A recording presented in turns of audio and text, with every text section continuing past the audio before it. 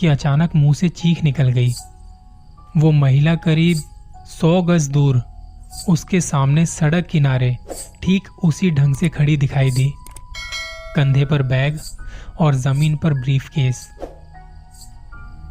वो रात बड़ी भयानक थी। मैं रोज की तरह रात के करीब 2:30 बज रहे होंगे। नाइट शिफ्ट करने के बाद मैं पैदल ऑफिस से घर की तरफ लौट रहा था। कोई गाड़ी ना होने के कारण बीते 1-1.5 साल से महानगर की सूनी बेयाबान और लंबी सड़कें हमसाया बनकर मेरे साथ चलती हैं। बाप रे, इतनी लंबी लंबी और भूतिया सड़कें खत्म होने का नाम ही नहीं लेती, बस चलती रहती हैं, चलती रहती हैं। ऐसा घनघोर अंधेरा कि पैर कहाँ पड़ रहे थे पता ही ना चले। तो कभी खंभों की लाइट से फूटते सफेद झिलमिलाते प्रकाश में नहाती सड़कों की खूबसूरती देखते ही बनती है। रोजाना का रूटीन होने के कारण अब इन सूनी सड़कों पर, अंधेरी सड़कों पर डर नहीं लगता। इन्हीं सूने और बियाबान रास्तों पर दिन भर इतना हैवी ट्रैफिक और चहल पहल रहती है कि एक कदम पैदल चलना भी दूभर हो जाए। मई की बेरहम गर्मी, माथे से छूटता पसीना और ऐसे में अचानक हल्की हल्की ठंडी हवा चलने लगे। माथे के पसीने से टकराती वो ठंडी हवा कितनी शीतलता प्रदान करती है। ऐसे में कौन बेवकूफ होगा जिसका मन गुनगुनाने का नहीं करेगा। गुनगुनाते हुए मैं आगे बढ़ रहा था कि अचानक आंखें एक जगह पर जाकर रुक गई। सड़क किनारे एक सभ्य सी अधेड़ महिला खड़ी दिखाई दी। करीब 100-125 फीट की दूरी रही होगी। कंधे पर एक छोटा सा बैग लटका था। वहीं पैरों के पास भी एक ब्रीफकेस जमीन पर रखा दिखाई दिया। सफेद प्रिंट वाली साड़ी से जिस करीने से उसने अपना सर ढका हुआ था, उससे तो वो किसी भले घर की लग रही थी। लेकिन इतनी रात गए, वो भी शहर के भीतर से गुजरने वाले हाईवे पर, मुझे कुछ अजीब सा लगा। हो सकता है मायके या ससुराल वालों ने बस में बिठा दिया हो और किसी कारण बस लेट होने पर महिला को देर रात यहाँ उतरना पड़ा हो। शायद उसका घर यहीं कहीं है, आसपास में ही होगा, या फिर शायद सवारी ऑटो या रिक्शा का इंतजार कर रही हो। लेकिन इतनी रात गए रिक्शा कहाँ मिलेगा? शायद घर का कोई परिजन गाड़ी लेके आ रहा होगा। शायद शायद शायद सोचते हुए मैं उसके बहुत करीब आ गया। नजरों से नजरें टकराई, मगर वो जरा भी नहीं हिली। मेरी आंखों में बराबर देखती रही, भय का नामो निशान तक नहीं। वरना इतनी अंधेरी और सूनी रात में एक अकेली महिला, कम से कम मुझ जैसे मवाली इंसान को देखकर तो डर ही जाए। लेकिन वो लगातार घूरती रही। चेहरे पर ना कोई हाव ना कोई भाव। हाँ, होठों पर मुस्कान बराबर जमी रही। मैं ही पल के झपका गया। मुझे ही नजरें हटानी पड़ी।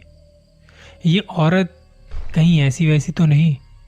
फिर एकदम से सिर झटक दिया मैंने। होगी कोई, मुझे क्या लेना देना। मैं तेजी से कदम बढ़ाता हुआ उस अनजान महिला को क्रॉस कर गया। अनजाने डर और शर्म के मारे मैंने फिर पलटकर नहीं देखा। ना जाने वो क्या सोच बैठे। चलते चलते मैं दूसरी सड़क पर आ पहुंचा। अब वो सड़क और वो महिला पूरी तरह मेरी आंखों के सामने से ओझल हो चुकी थी। कहीं कोई भूत वूत तो नहीं थी? थोड़ी देर पहले भला लगने वाला वो रास्ता अब भयभीत करने लगा था। मैं जल्द जल्द अपने घर पहुंचना चाहता था। इसी सोच में चाल में गजब की तेजी आ गई और बड़े बड़े कदम रखने लगा। करीब 1.25 किलोमीटर चला ही था कि अचानक मुंह से चीख निकल गई। वो महिला करीब 100 गज दूर उसके सामने सड़क किनारे ठीक उसी ढंग से खड़ी दिखाई दी, कंधे पर बैग और जमीन पर ब्रीफकेस।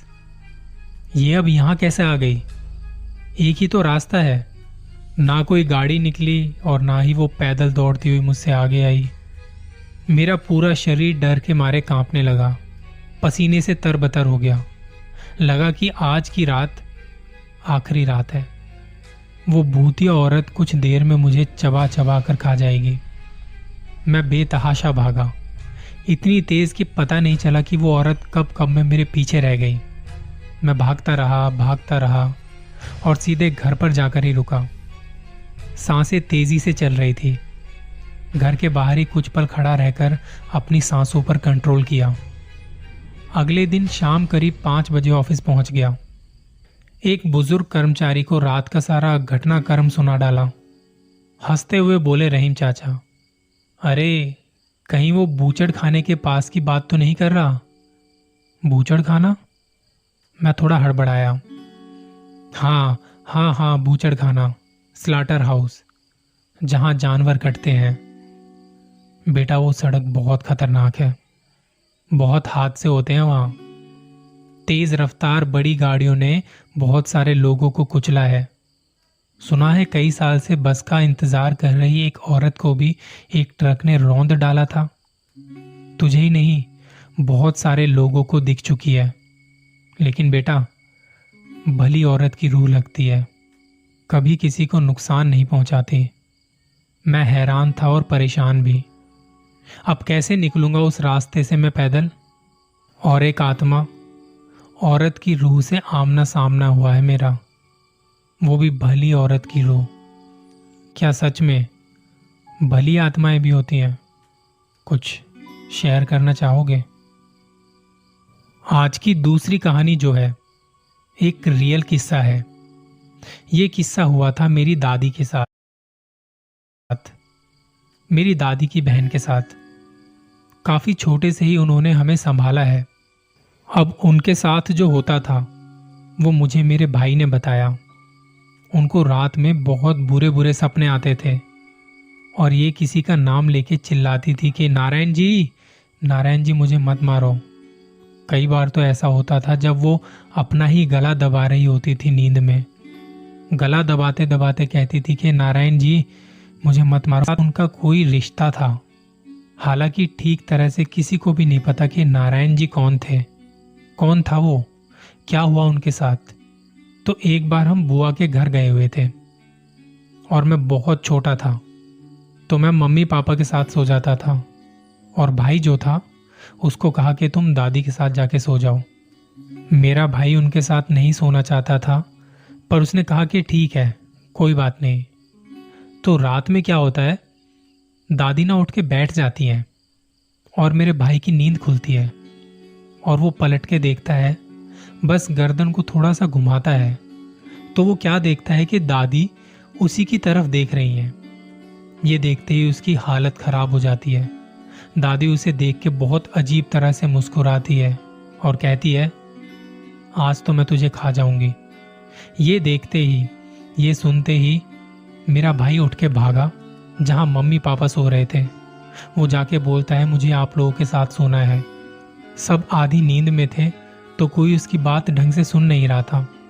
मम्मी उठ के बोलती है कि जाके वहीं सो जाना, तुझे कोई वहम हुआ होगा या दादी को फिर से सपना आया होगा, जैसे वो नारायण जी करती रहती हैं। कहा यह जाता है कि उनके साथ ऐसी ऐसी चीजें होती रहती थी। एक बात जो मैं जरूर बताना चाहूंगा, जब तक उनका जीवन था उनके बाल काफी लंबे थे, जैसे नॉर्मल लेंथ जो होती है ना, उससे ज्यादा लंबे थे, कमर के नीचे तक। 80 साल तक का उनका जीवन था। मरते दम तक उनके बाल एकदम काले थे, जिसकी बैक स्टोरी ये है जो मैंने सुनी थी। जब दादी काफी छोटी थी तो उन्होंने क्या किया कि वो नहा धो के किसी पेड़ के नीचे चली गई। उन्होंने वहां अपने बाल सुखा दिए और तब से कुछ अजीब अजीब चीजें शुरू हो गई। तो जब उस टाइम पर एक बार उनका रिश्ता आया था तो कहते हैं कि वो लोग जिस पे बैठ के आ रहे थे उनकी पूरी की पूरी गाड़ी पलट गई। हालांकि किसी को इतनी ज्यादा चोट नहीं आई थी, पर इसके बाद उन्हें वापस जाना पड़ा, वो यहां नहीं आ सके। ये तो मैंने एक किस्सा बताया, पर उनके लिए जो भी रिश्ते आते थे उनके साथ कुछ ना कुछ गड़बड़ हो जाती थी। मरते दम तक वो शादीशुदा नहीं थी।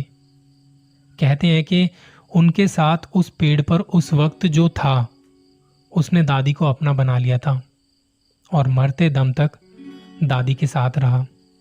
इस कहानी के बारे में कई ऐसे राज थे जो कभी खुल के सामने नहीं आ पाए। उन्हीं में से एक ये था कि नारायण कौन था नारायण जी जिसे दादी करती रहती थी। इस बात का पता कभी नहीं चल पाया और दादी जी के जाते ही सारे राज उन्हीं के साथ चले गए।